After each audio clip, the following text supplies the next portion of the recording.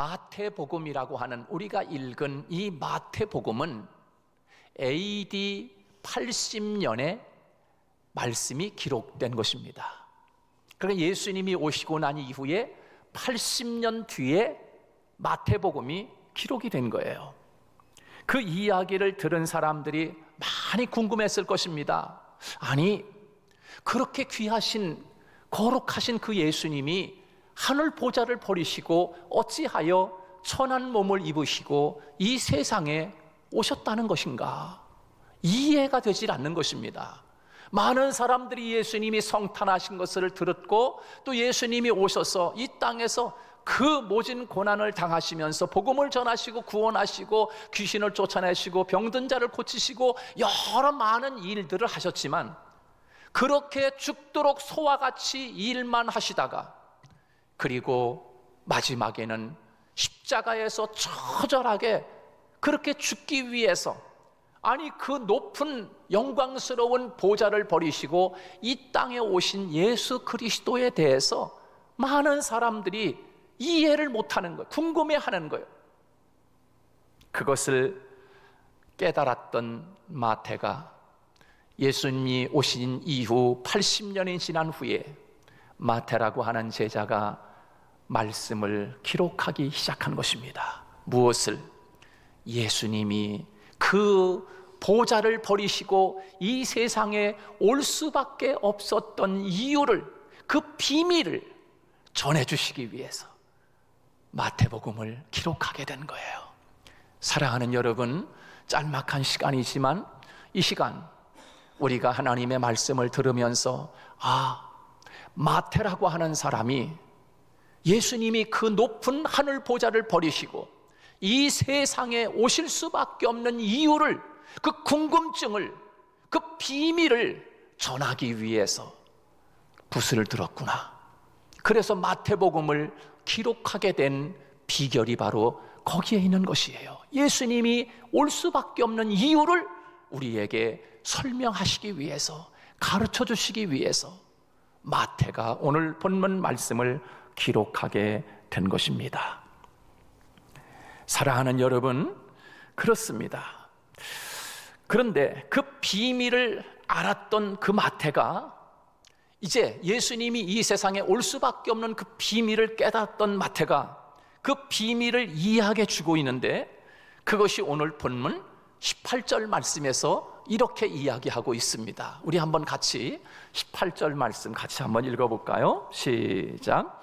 예수 그리스도의 나심은 이러하니라. 그의 어머니 마리아가 요셉과 약혼하고 동거하기 전에 성령으로 잉태된 것이 나타났더니. 자, 여기에서 예수 그리스도의 나심은 이러하니라. 여러분, 무슨 뜻입니까? 너희들이 궁금해하는 예수 그리스도가 이 땅에 오신 이유를 하나님이 나에게 알려주었는데 그것을 내가 너희에게 말하겠다. 예수님이 이 땅에 오셨는데 왜 오셨는지 그 비밀을 내가 너희들에게 말해주겠다 라고 지금 마태가 이 말씀을 받아서 지금 기록하고 있는 거예요. 여러분, 마태를 통해서 하나님이 우리에게 그 비밀을 전하고 있는데 그 비밀을 오늘 여러분이 가슴속에 깊이 새기는 축복의 시간이 되기를 주님의 이름으로 축복합니다. 자, 예수 그리스도의 나심은 이러하니라. 나레이션이 아니라 예수님이 이 땅에 오신 이유를 설명하겠다라고 하는 것입니다. 그리고 21절에서 이렇게 이야기하고 있습니다. 21절 다 같이 읽습니다. 시작.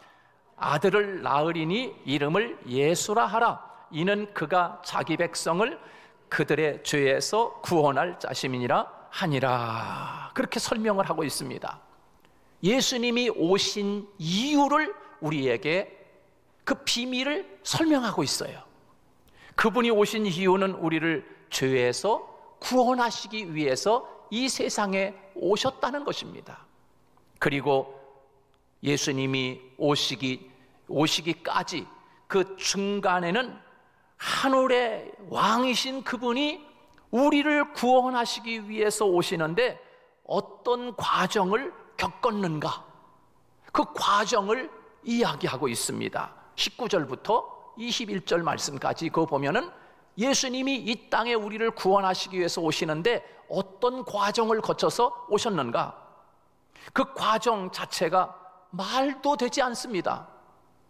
아니, 어떻게 예수님이 이런 과정으로 이 세상에 오셨는가? 이해할 수도 없고, 논리적으로나 우리의 상식으로나 의학적으로나 도대체 말이 되지 않는 거예요. 예수님이 오신 과정을 보니까 말이 안 돼. 마리아라는 여인이 요셉이라고 하는 청년과 정혼을 맺었습니다. 그리고 결혼하기로 약속을 했는데 어느 날 갑자기 마리아에게 임신된 느낌이 있는 것입니다. 요셉이 그 소식을 듣고 나서 이해가 되질 않는 거예요. 아니, 어떻게 결혼도 하지 않은 이 마리아가 아기를 갖게 되었는지 도대체 말도 안 되는 지금 소식을 지금 듣게 되는 거 아니겠습니까?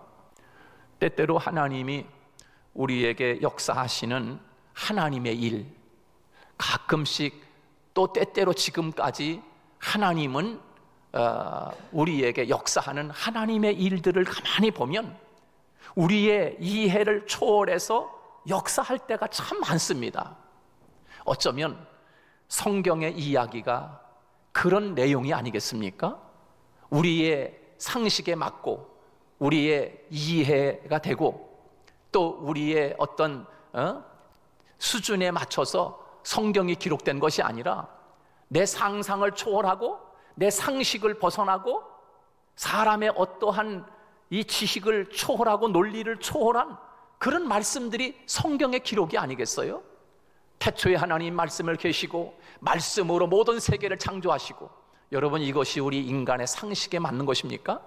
아니면 태양아 머물러라, 아니면 그 홍해바다가 갈라지는 사건, 여리고성이 무너지는 사건, 오병이어의 기적으로 5,000명을 먹이고도 남았다는 사건, 여러분, 이러한 일들이 어찌 사람의 상식에 맞는 것입니까?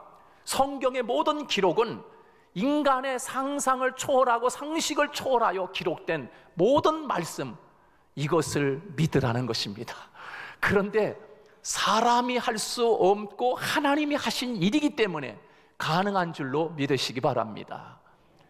하나님이 하시는 일은 우리의 상식에 맞게 되어지는 것이 아니라 우리 상식 밖에 초월하여, 우리는 유한한 존재지만 하나님은 무한한 존재요. 그렇기 때문에 우리의 상식을 초월하여 역사하신 하나님, 오늘 본문에서 예수님이 이 땅에 오시는 과정을 보면 인간의 상식을 초월한, 어떻게 이런 과정을 통해서 이렇게 세상에 오실 수 있었는가? 우리는 가끔 하나님이 하시는 일에 대해서 이해하지 못할 때가 있어요. 하나님이 행여나 오늘 저와 여러분의 인생의 삶 속에서 도대체 하나님, 내가 이해할 수가 없습니다. 여러분, 이런 거 아니겠습니까? 하나님, 내가 왜 이런 어려움을 겪어야 되는 겁니까? 하나님, 내 가정에 왜 이런 일이 있어야만 하는 것입니까? 라고 하는 내 상식과 내 지식과 어떤 내 생각을 도저히 아무리 생각을 해봐도 우리는 이해 못할 때가 참 많이 있어요. 그러나 하나님을 바라보며 하나님이 하실 일이 있고 하나님이 하시는 계획이 있다는 그 속에, 그 일 속에, 그 사건 속에, 그 문제 속에 하나님이 하시고자 하시는 하나님의 일이 있고 계획이 있음을, 여러분, 오늘 예수님이 이 땅에 오시는 그 마리아를 통하여 말도 안 되는 그런 일들을, 하나님이 우리의 상식을 초월한 일들을 행하시면서 이렇게 하시는 하나님의 일들을 생각하며, 오늘 이 모든 일들이 오늘 저와 여러분의 인생의 삶 속에도 내 상식과 생각으로 아무리 생각을 해봐도 이해가 되지 않는 일들이 여러분의 인생에 문제가 있다고 하면, 그 문제 속에 하나님이 하시고자 하시는 하나님의 계획이 있음을 받아들이고 수용할 수 있는 오늘 성탄의 메시지로 들을 수 있기를 주님의 이름으로 축복합니다. 그래서 요셉이 가만히 끊고자 할 때 성령께서 오셔서 요셉과 마리아에게 알려줍니다. 이 일은 우리를 구원하시기 위한 하나님의 놀라운 계획이 이루어지기 위해서 성령께서 하신 일이라고 가르쳐 주고 있습니다.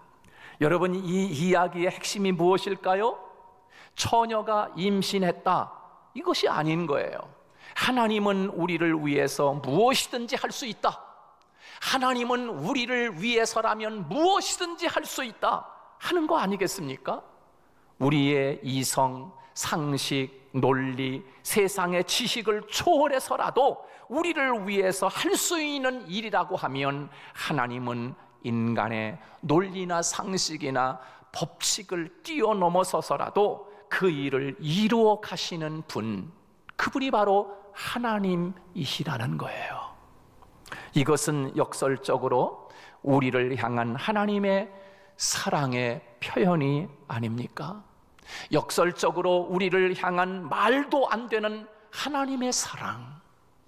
어떻게 나 같은 존재를 사랑하기 위하여 독생자를 보내셨을까? 저에게는 아들이 하나 있지 않습니까? 근데 아들이 하나 있는데 누군가가 당신의 아들을 내놓으라, 생명을 취해야 되겠다라고 이야기한다면 제가 하나밖에 없는 아들을 내놓을 수 있겠습니까? 차라리 내 생명을 걷어가시오라고 이야기하지, 나는 죽으면 죽어도 나는 내 아들을 내놓을 수가 없어요. 없을 것 같아요. 그런데 하나님은 우리를 위해서라고 하면 당신의 하나밖에 없는 독생자까지라도 우리를 위해서 내어주시고, 그 하나밖에 없는 독생자 예수 그리스도가 우리를 위하여, 우리를 위해서라면 십자가에서 그 세상에서 가장 고통스러운 그 아픔을 당하면서 죽어야 할 수밖에 없는 그런 아들로 우리에게 그 아들을 내어주셨느냐라고 하는 것입니다. 우리를 위해서라면 하나님은 무엇이든지 하실 수 있는 분, 그것이 아니겠습니까? 그것이 오늘 예수님이 이 땅에 오신 그 과정을 마리아를 통하여, 성령을 통하여, 그렇게 말도 안 되는 일을 통하여, 그런 과정을 통해서 예수님이 오신 것을 통하여 우리에게 말씀하고 있는 것입니다. 사랑하는 여러분, 세상을 살면서 고독과 외로움에 빠져 있는 분이 계십니까? 그리고 혹시 내가 지금 말도 안 되는 상황 속에 있는 분이 계십니까? 왜 내 인생에 억지 같은 일이 생겼는지 행여나 절망하고 있는 분이 계십니까? 여러분, 그 상황 속에, 그 문제 속에 하나님이 하시고자 하시는, 하나님이 여러분들을 향하신 하나님의 계획이 있음을 여러분이 받아들이고 수용하는 저와 여러분이 되기를 주님의 이름으로 축복합니다. 하나님은 우리의 절망 속에 있는 그것을 아시고 더 말도 안 되는 사랑으로 찾아오신 분이십니다. 더 억지 같은 일을 행하시면서라도 우리를 구원하시고 또 은혜를 주시기 위해서 찾아오시는 분이 하나님이시라는 거예요. 그것이 우리 눈으로 보인 것이 바로 예수 그리스도의 탄생 사건입니다. 예수님이 우리에게 오신 사건을 21절에서는 그분의 이름을 예수라 하라, 그렇게 이야기하고 있습니다. 예수님으로 이름을 지어 주었습니다. 예수, 바로 그의 이름 예수, 뜻이 뭡니까? 구원, 이런 뜻입니다. 우리를 구원하시기 위해서 예수님이 오셨다. 헬라어로 이야기하면 그 이름의 뜻을 하나 더 이야기하는데요, 그 이름의 뜻을 뭐라고 이야기하는가 하면 소테르라고 하는 말로 이야기를 하고 있습니다. 소테르. 이 소테르라고 하는 말은 구속, 이렇게 번역할 수가 있습니다. 구속. 그런데 그 의미, 구속이라고 하는 의미는 이런 뜻이 있습니다. 소테르라고 하면 어떤 뜻이 있는가 하면, 첫째는 건져낸다, 그런 뜻입니다. 건져낸다. 그러니까 예수님이 이 땅에 오신 이유는 우리를 건져내시기 위해서, 죄에서 건져내시기 위해서 예수님이 이 세상에 오셨다. 그러므로 그의 이름을 예수, 그의 이름을 소테르 이렇게 이야기하는 것입니다. 그의 이름을 소테르라 하라, 예수라 하라, 그렇게 말씀하고 있는 거예요. 예수님이 우리를 위에서 보내신 까닭은 바로 건져내시기 위해서 오셨다. 그리고 두 번째, 이 소테르라고 하는 말은 회복시키다, 그런 뜻을 가지고 있습니다. 회복시킨다. 어디서 회복시키는가? 우리들은 하나님의 자녀의 권세가 굉장했습니다. 여러분, 누가 하나님의 자녀를 송사하리요? 누가 하나님의 자녀를 송사하리요? 누가 하나님의 자녀를 고발하리요? 누가 하나님의 자를 함부로 하리요? 그런 말씀이 있잖아요. 그런데 그렇게 당당하고 그렇게 멋진 하나님의 자녀들의 권세가 우리에게 있는데, 그런데 언제 다 그 자녀의 권세를 다 잃어버렸느냐? 죄를 지음으로 말미암아 우리들은 하나님의 자녀의 권세를 다 잃어버리고 말았어요. 그런데 그 권세를 누가 회복시켜 주시느냐? 바로 소테르, 예수님이 이 땅에 오셔서 자녀의 권세를 회복시켜 주신 줄로 믿으시기 바랍니다. 여러분, 세상에 큰 권세를 가진 자나 세상의 어떤 큰 대기업의 회장의 아들이라면 얼마나 당당해, 얼마나 당당해. 그런데 여러분, 그 정도 수준이 아닌 거예요. 하나님이 우리에게, 하나님이 너는 나의 자녀야 라고 말씀하시는데, 하나님의 자녀로서 그 권리를 다 잊어버렸어. 하나님의 자녀의 권세의 그것을 다 잊어버렸지만, 그러나 예수님이 이 세상에 오셔서 하나님의 자녀의 권세를 다시 회복시켜 주신 줄로 믿으시기 바랍니다. 그래서 이 땅에 오신 거예요. 소테르인 거예요, 소테르. 그리고 이 소테르가 하는 말은 또 한 가지 중요한 의미가 있습니다. 어떤 의미인가 하면 소식을 전한다, 그런 뜻입니다. 소식을 전한다. 여러분, 예수님이 이 세상에 오신 것은 우리를 건져내시기 위해서, 회복시켜 주시기 위해서, 소식을 전하기 위해서. 그런데 그 소식은 이 세상에서는 한 번도 들어보지 못한 소식, 그 소식을 우리에게 전해주시기 위해서 소테르, 예수님이 이 세상에 오신 거예요. 여러분, 그렇습니다. 이 세상에 예수님이 오셔서 우리에게 한 번도 들어보지 못한 소식을 전해주시기 위해서 예수님이 이 땅에 오셨는데, 그래서 이 복음서 전체, 마태, 마가, 누가, 요한복음, 이 전체 말씀의 핵심에서 예수님이 이 세상에 오셔서 하신 일 가운데, 예수님이 이 세상에 오셔서 우리에게 전해준 말씀을 세 가지로 요약해서 전해줄 수가 있는데, 예수님이 이 세상에서 오셔서 어떤 소식을 전하기 위해서 오셨는가? 첫째는 우리에게 이렇게 말씀해주고 있어요. 첫째는 따라서 볼까요? 하나님이 너희들을 사랑한다. 예수님이 이 땅에 오셔서 소테로 하신 것은 소식을 전해 주시기 위해서 오신 것인데, 어떤 소식을 전하기 위해서 예수님이 오셨나? 얘들아, 하나님이 너희들을 이처럼 사랑해, 이걸 전하기 위해서 오신 거예요. 여러분, 하나님이 여러분을 사랑하시는 줄 믿으시기 바랍니다. 예수님이 오신 이유인 것입니다. 그것을 복음서 전체에서 예수님이 이 땅에 오셔서 한 번도 들어보지 못한 소식, 여러분, 이 소식을 어디서 들어봤어요? 하나님이 우리를 이처럼 사랑하신다라고 하는 소식을 세상에서 어디서 들어봤습니까? 그런데 한 번도 듣지 못한 이 소식을 예수님이 이 땅에 성탄하셔서, 성탄하신 이유는 하나님이 너희들을 이처럼 사랑해 라고 하는 것을 전하기 위해서 예수님이 이 세상에 오신 줄 믿으시기 바랍니다. 얼만큼 사랑하는 줄 아니? 이만큼 사랑해. 십자가에서 내가 너희들을 위하여 죽는데 내 목숨을 바친다. 그리고 가장 고통스러운 너희들의 죄로 말미암아 너희들이 그렇게 고통을 당하며 죽어야 되는데 내가 대신 죽어줄게. 내가 너희들을 대신하여 죽기 위해서 하나님이 나를 보냈어. 하나님이 너희들을 이만큼 사랑한다? 독생자를 죽일 만큼 너희들 하나님이 이렇게 사랑해. 여러분, 예수님이 이 세상에 오셔서 전해주고 싶은 소식은 바로 이것이었어요. 그게 성탄하신 거예요. 그래서 하나님이 너희들을 이처럼 사랑한다 라고 하는 이 메시지를 전해주시기 위해서 예수님이 이 세상에 오신 거예요. 두 번째로 예수님이 이 땅에 오신 이유를 복음서 전체에서 함축해서 찾아보니까 바로 이것이에요. 하나님은 당신에게 특별한 계획을 가지고 계시다 라고 하는 소식을 전하기 위해서 예수님이 이 땅에 오신 이유인 거예요. 이것을 지금 말씀하고 있는 것입니다. 여러분, 하나님은 저와 여러분들을 위하여 특별하신 계획을 가지고 계시는 줄 믿으시기 바랍니다. 요한복음 9장에 보면 그 날 때부터 앞을 보지 못하는 시각 장애자의 이야기가 나옵니다. 소경 이야기가 나오지 않습니까?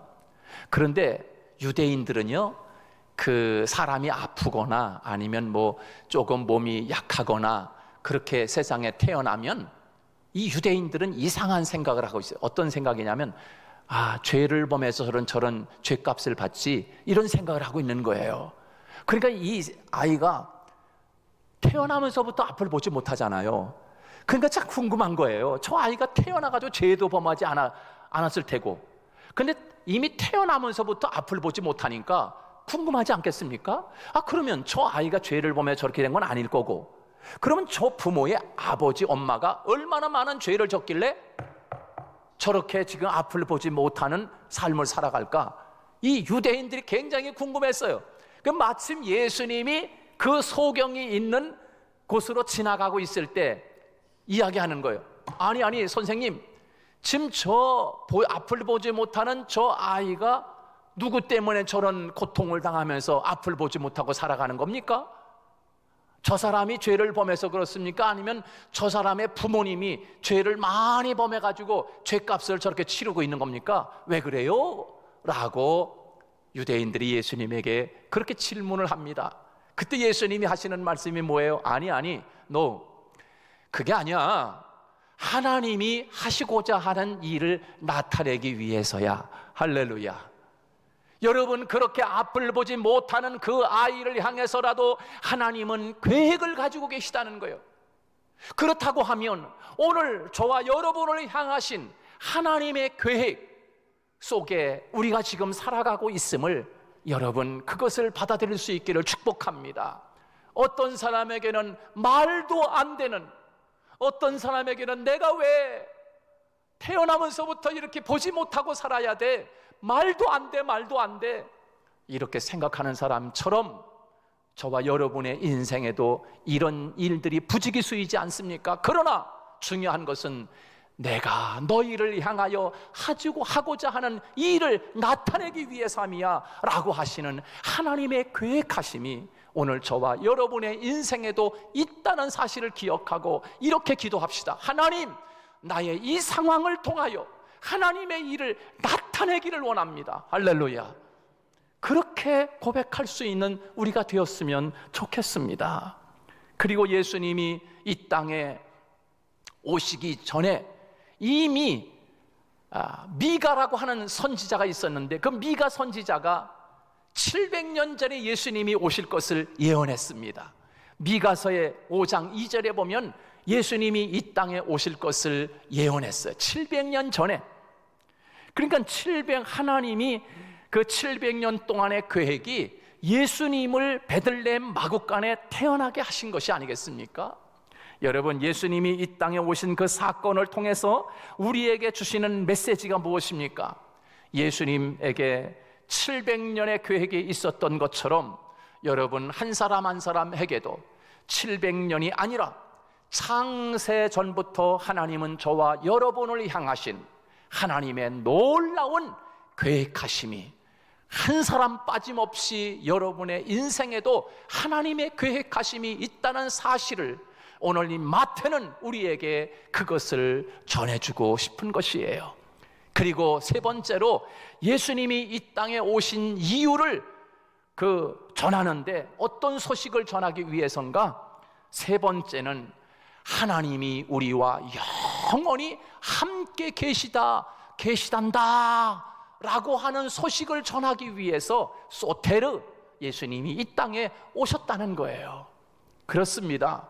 하나님은 오늘 우리에게 내가 너희들과 영원히 함께 하고 싶어 라고 하는 소식을 예수님이 이 땅에 오셔서 전하시는 이 말씀을 여러분 마음에 새길 수 있기를 축복합니다. 그래서 오늘 본문 23절에서 그의 이름을 임마누엘이라고 붙여라, 하나님이 우리와 함께 계시다. 그러면서 마태는 이 소식을, 이 비밀을 전해 주시기 위해서 이 말씀을 기록하면서 마지막 마태복음 28장 마지막 절에서 이렇게 이야기합니다. 뭐라고 이야기합니까? 내가 너희와 세상 끝날까지 함께 함이니라. 할렐루야. 마태는 이렇게 마지막 마태복음 28장에서 우리에게 하나님이 우리와 함께 영원히 함께 하겠다라고 하는 이 소식을 예수님이 이 땅에 오셔서 우리에게 전해주고 싶은 놀라운 비밀의 소식이었습니다. 그것은 바로 하나님이 우리를 이처럼 사랑한다는 소식이고, 그리고 하나님은 우리 한 사람 한 사람에게 놀라운 계획을 가지고 계시다는 소식이고, 그리고 하나님은 우리와 영원히 함께 하겠다라고 하는 이 소식을 예수님이 이 땅에 성탄하셔서 우리에게 전해주고 싶었던 메시지였던 것입니다. 여러분, 이 성탄하신 예수님이 오늘 저와 여러분의 생활 속에 날마다 함께 하기를 주님의 이름으로 축복합니다.